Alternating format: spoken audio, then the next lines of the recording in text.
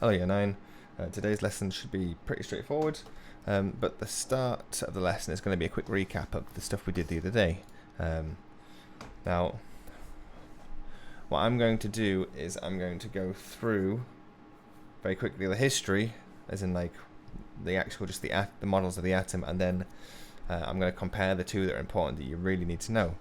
So what I'd like you to do is pause the video, draw and label the plum pudding model and the ball model, and then unpause when you're ready to go.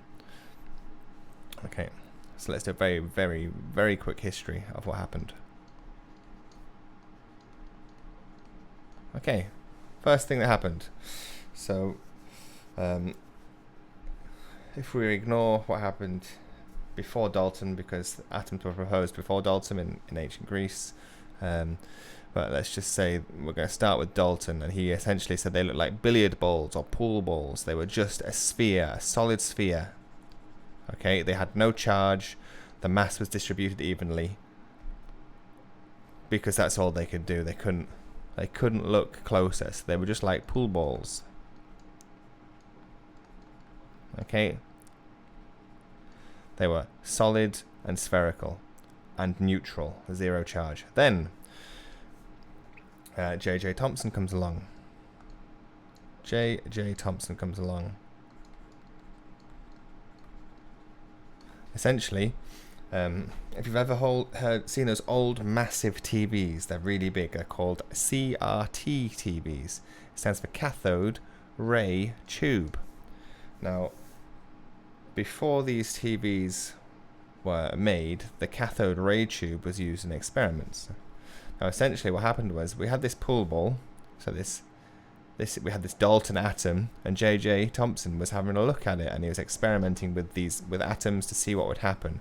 And what he found was that if he heated up a filament and he passed a large enough potential difference through an element, through a metal, it stripped something off. So although the atoms were left behind, something was fired from the atom. Now, the atom was still left there, as in the metal was still there. It didn't vaporize, didn't go anywhere. So he deduced the fact that there was something inside the atom that was removed. Now, because they could get a magnetic field, so you could literally just get a magnet, okay, or a magnetic field or an electric field, and you could experiment and push this like sort of beam of line. They didn't know what it was just a beam, and they found out it was negatively charged. So this was negative. Okay, so it had a negative charge. So J.J. Thomson realized there was something other than this sort of pool ball analogy. So that's how he came up with the plum pudding model. So essentially what he changed the pool ball, he made it into a sphere of positively charged goop. Okay, so this is the sphere of positive charge. Positive charge. Okay, it's like a soupiness, so it's all the same density. Yeah, and then inside there was these dots, okay, which were the electrons. So these were the negative electrons, and they were negative charge. Then along came Rutherford with his gold leaf experiment. He shot radioactive nuclei, he shot alpha particles at the plum pudding model. So we had an alpha particle, which is essentially just a very, very dense, small particle. Again, they didn't know exactly what was going on completely because they were still discovering the nucleus, and they fired them at this an atom. So it was a gold leaf, and what they expected to happen was it would just go and cut straight through, and nothing really would go on. But what actually happened was 1 in every 8,000 of those bounced back. So he went from the plum pudding model, and he proposed that there was a nucleus. So then he had a small positively charged nucleus, and around the outside there was dots of electrons, okay? So inside this imaginary, this is an imaginary boundary here, okay, this yellow line, and inside the electrons were dotted randomly around with a dense and small nucleus. Now, Bohr came along and using maths and quantum theory, etc., he proposed that the electrons would essentially, they would spin into the nucleus if they weren't in certain quanta, which basically means he said that these electrons, now they have to orbit in specific shells. So these electrons are the X's, the little positive nucleus in the middle, okay? So then there is still this small positive nucleus with the specific shells. Then along came Chadwick and he discovered the neutron. So then we advanced onto something that looks a little bit like this. Okay.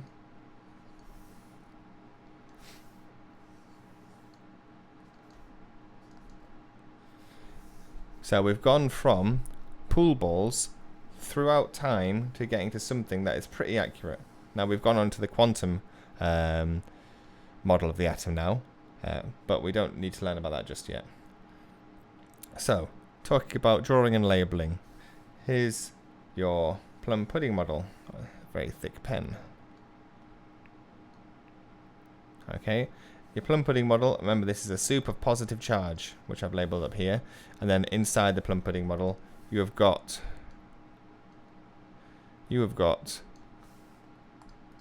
lots of electrons dotted through randomly. Okay, so these are negative electrons, so let's use blue. So these are my electrons. Now here I have a neutron, here I have a proton, and here I have an electron. This is my electron shell, and this thing in the middle here, this is my nucleus. So we've gone from the plum pudding model, which here we've got a soup of charge, okay, to having a very small dense nucleus with protons and neutrons in and the electrons moving around the outside. So the only two that you really need to remember off by heart are the two that I've drawn at the bottom, but you kind of need to understand the scientific process that took to get through this whole thing. So let's move on to today. So I'm going to get my periodic table again and again. We go to rotate view clockwise to get the right way up, and we're going to open the PowerPoint. We're doing about structure of the atom today. So very quickly, go to your periodic table. What do those numbers mean? So pause it, find out, and then come back. Okay. The two ones out of these four that we are going to be looking at today are the boxed ones, so the mass number or the atomic mass. So I'll try to call this the relative atomic mass every time I mention it, and the atomic number or the proton number at the bottom, and I'll try and call it the proton number.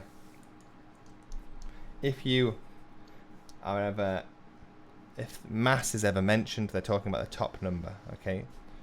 So if they ever mention mass without any other qualification, they're generally talking about this one. But really we should call it the relative atomic mass. So we've talked about how many protons, electrons and neutrons. We've looked at models of the atom, but we need to be able to calculate specifically what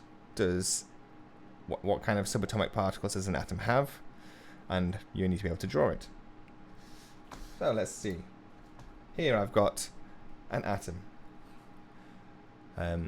It is a helium atom. I know this because I can see two protons in here, so I know this is helium. Now, if you look at your periodic table,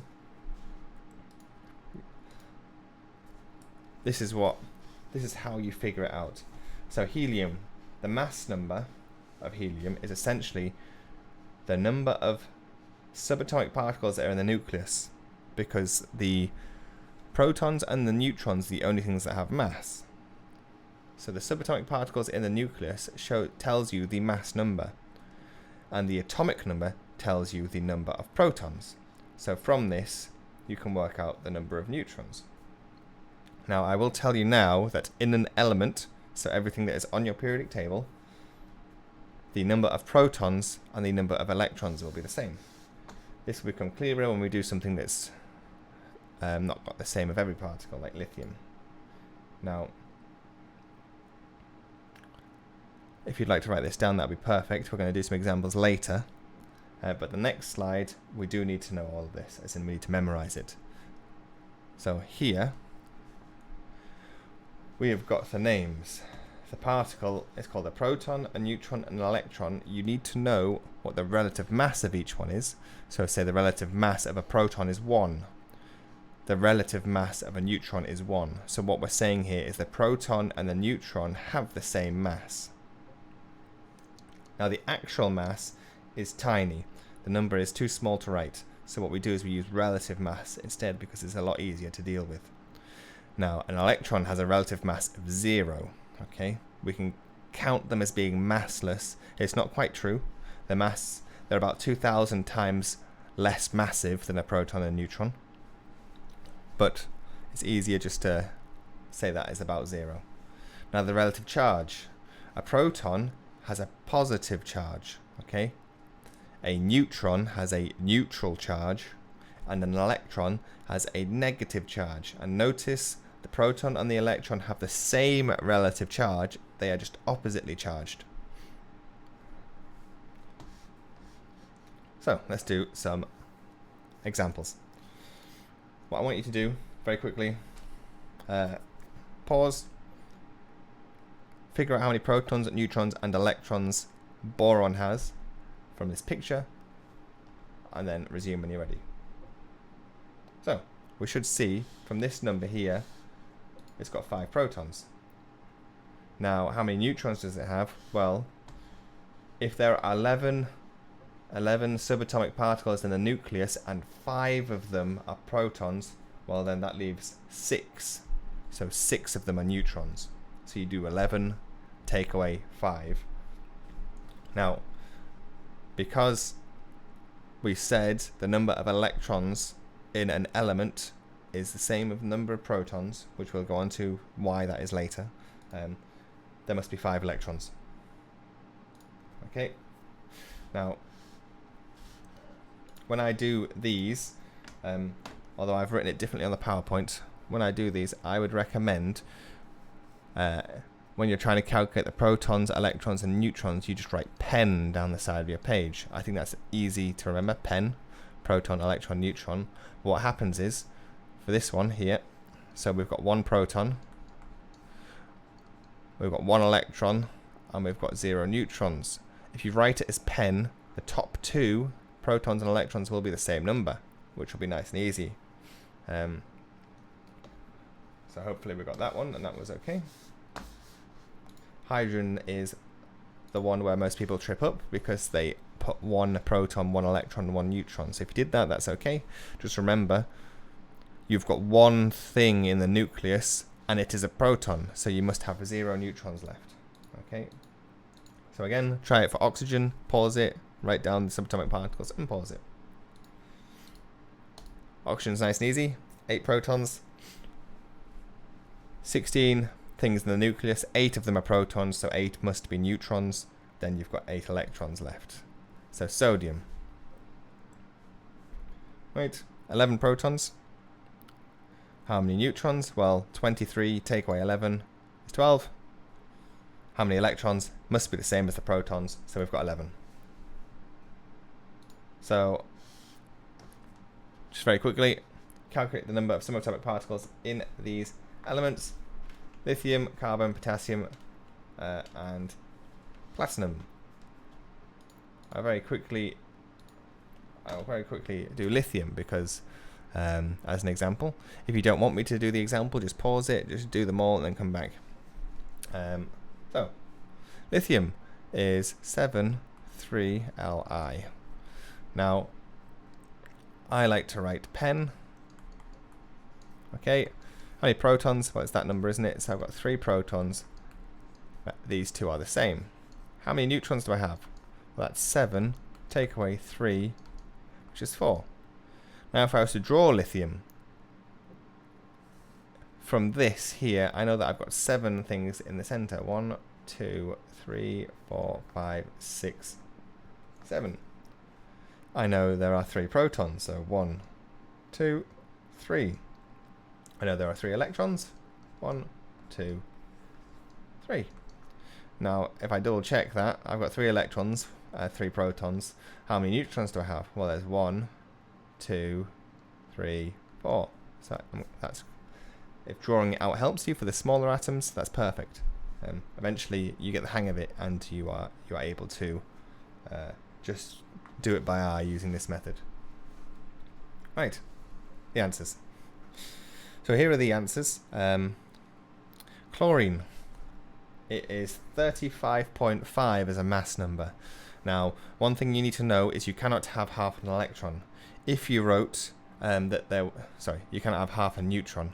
If you wrote that there was 18.5 neutrons, I'd give you the mark this time. But in the future, you'll learn why. Essentially, you can have chlorine exists with different numbers of neutrons, and they're called isotopes. So what happens is we take all the isotopes, we take an average, just so that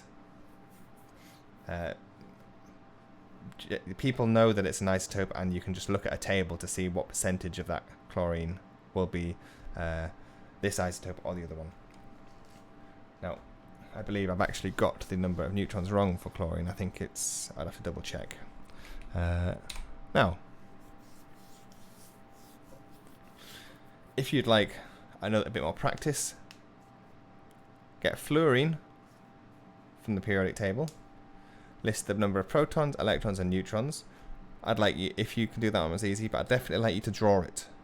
Okay, draw a labeled diagram of an atom of fluorine, and then if you really want to explain why it's got a neutral charge. Okay, so that should be nice and quick for you to do. Then I want you to have a look at this worksheet, which you might have done in year 8. Should be nice and easy. If you are struggling, I would like you to have a go at labeling this atom here, putting in the table here, okay, and then doing maybe 2 or 3 of these. I think this is actually the easiest bit, doing this table on the right. I think people struggle to remember the recall bits. So label the diagram, use the information to complete the table, and then do 2 or 3 of these. Do the element name, the numbers of protons, electrons, and neutrons. And then once you've done that, could you hand in by email, please?